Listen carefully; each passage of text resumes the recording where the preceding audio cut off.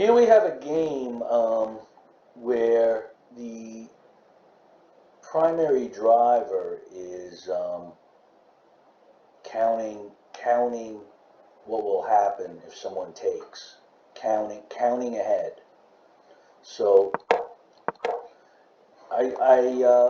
my opponent starts out with the queen pawn opening, and I go with c7, c5, which is an old line called the Benoni, I believe, the Benoni defense, because you're directly attacking the pawn. And my opponent correctly pushes, which is usually the best move. Taking is not advised because black gets a very powerful center. So a few exchanges go by, or a few actual, a few book moves go by, and then here black ignores the fact that if I push, it's bishop. His bishop is trapped. So immediately I'm already up the exchange, but I am giving up some central control for that exchange up.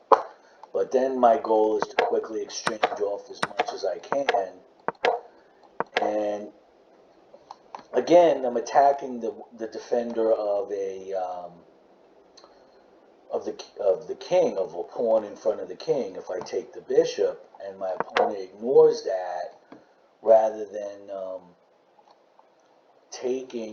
protecting or moving the bishop. Interestingly enough, I had knight takes pawn, kicking out the queen, but I chose to take bishop anyway. So this opens up the line to the king. Now I defend. Good defense move, but I decide it's worth the risk of keeping my queen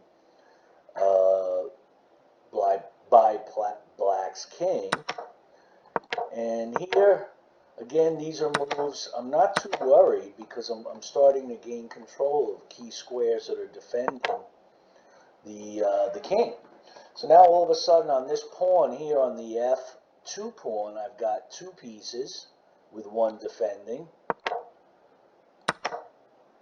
I take, moves back, and now I'm moving in another piece. So now this is where the value of counting comes into play.